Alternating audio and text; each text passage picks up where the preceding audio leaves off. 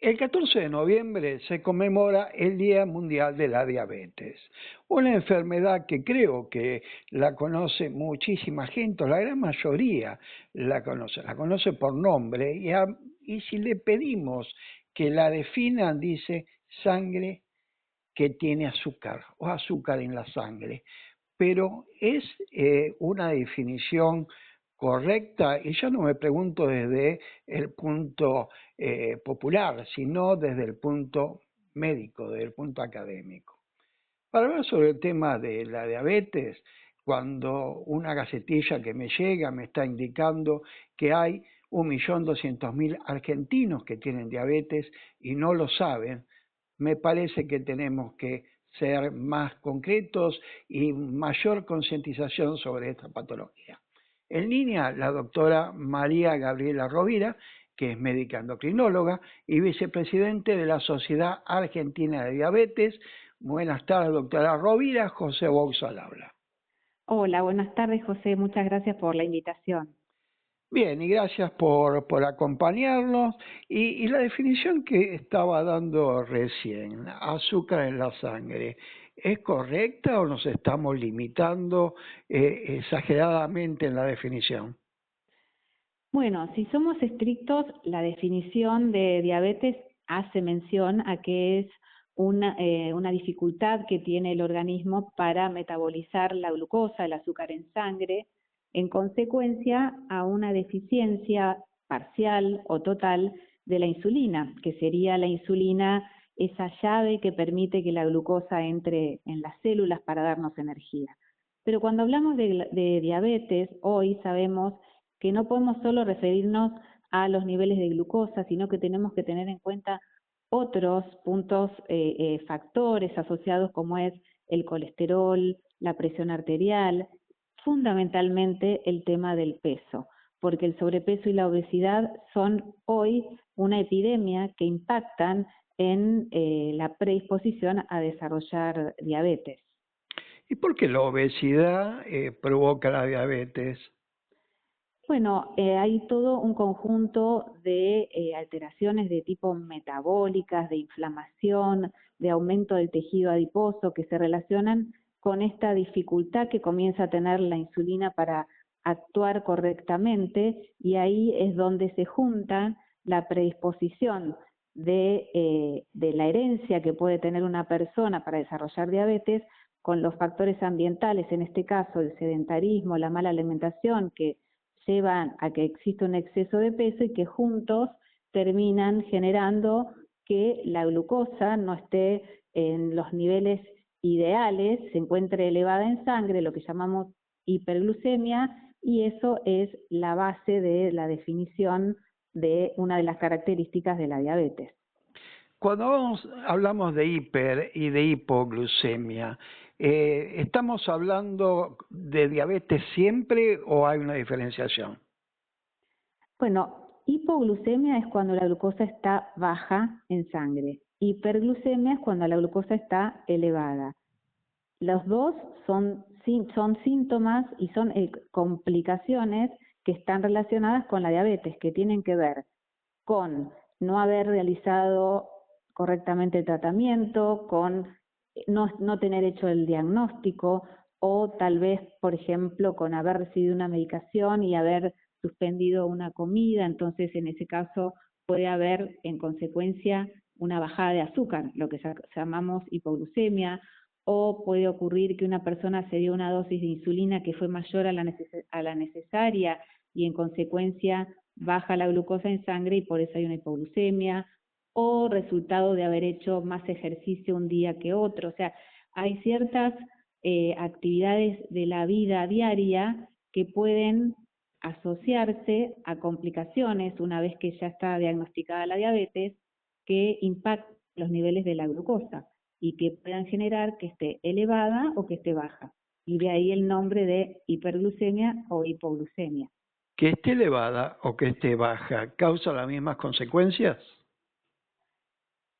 No, puede a largo plazo, las dos pueden traer complicaciones, pero en cada caso puede haber distintos síntomas, por ejemplo, y también puede no haber síntomas, que ese es uno de los problemas de la diabetes, que puede ser asintomática y puede estar presente. En el caso de la hiperglucemia, puede haber mucha sed, la persona puede ir frecuentemente al baño, incluso durante la noche, puede haber pérdida de peso por pérdida de glucosa en orina, porque cuando está muy alta en sangre, en algún momento empezamos a eliminar glucosa por orina, entonces vamos más frecuentemente al baño, puede haber cansancio, decaimiento. Y en el caso de la glucosa baja, los síntomas son bastante más floridos, porque puede haber sudoración, visión borrosa, temblores, hasta incluso llegar a tener confusión y llegar a un desmayo o, en el peor de los casos, un coma por hipoglucemia, ¿no? O sea que los síntomas son diferentes y ambas son dos complicaciones asociadas a un tratamiento que no se está desarrollando en forma correcta. Al comenzar este diálogo mencionaba que hay 1.200.000 argentinos que tienen diabetes y no lo saben. Estamos pensando esto desde el punto de vista que no van a hacerse controles o están fallando en la parte de controlarse puntualmente la diabetes. Bueno, las dos cosas. En realidad, al ser una enfermedad que puede pasar inadvertida porque comienza a dar síntomas cuando los valores están muy elevados, hace poquito a mí me pasó de una persona de 55 años que hacía muchísimos años no se hacía un control y ya cuando hicimos diagnóstico de diabetes tenía alguna complicación a nivel del riñón, a nivel de los ojos. ¿Por qué? Porque todo este tiempo no había tenido síntomas y nunca se había hecho un análisis. Si hacemos el análisis, lo encontramos. El tema es que hay que ir a hacer el chequeo, ¿no? O que cuando no es necesario ir al especialista, con los médicos, con el control del médico clínico o del médico generalista. Hay mujeres que el control se los hace un médico ginecólogo. Ya con una simple medición de glucosa en sangre podemos saber cuál es el estado de predisposición a la diabetes o de ya diagnóstico de diabetes. Pero tenemos que acceder a una consulta, ¿no? Que bueno, ahí ese sería el otro punto, el acceso. Cuando pensamos una patología, la pensamos si disponemos de los medios científicos y si disponemos de medios económicos. En el caso de diabetes, la parte de medicamentos está cubierto por el Estado. ¿El costo de no tratarlo tiene algún tipo de injerencia en estos temas? Sí, por supuesto. Para evitar las complicaciones asociadas a la diabetes, las tenemos que encontrar, en lo posible prevenir, y si las encontramos y si ya están presentes, las tenemos que tratar para evitar que avancen, que progresen y que las complicaciones sean más graves. Sí, y en el tema de la gravedad, ¿cuándo está, digamos, porque hay una medición, cuándo resulta de alto peligro la medición? Parámetro que se mide en laboratorio que se llama hemoglobina glicosilada.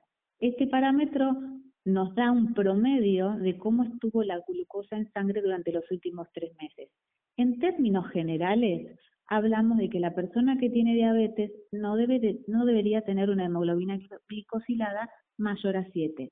Esta es una medición que utilizamos en forma general. Después cada persona tiene su objetivo de seguimiento, o sea, hay personas que vamos a tomar valores un poquito más altos para considerar que están realizando correctamente el tratamiento o valores más bajos, ¿no? Es un parámetro de seguimiento, pero todo en diabetes es muy individualizado. Entonces, valores muy altos de este parámetro, que se llama hemoglobina glicosilada, valores muy altos de glucosa en sangre, a largo plazo están asociados a la aparición de complicaciones en los ojos, en los riñones, en los nervios, en las piernas, por ejemplo, en el corazón. O sea, son varios los órganos que pueden verse afectados por no hacer tratamiento o por no hacer un tratamiento adecuado. Cuando realizamos estas entrevistas con los profesionales, siempre dejamos los minutos finales para sus conclusiones, para sus mensajes, para aquellos que probablemente no se ha hablado en estos minutos y que desean expresarlo. Así que estos minutos finales, doctora Rovira, son para usted. Bueno, más allá de los niveles que estuvimos hablando de glucosa, colesterol, tensión arterial, es muy importante tener en cuenta el impacto emocional. Las emociones impactan en los niveles de glucosa en sangre. Por eso es que no solo tenemos que mirar qué nos dice el resultado de la glucemia, sino cómo la persona está respecto a sus emociones, a la relación con su entorno, a cuidados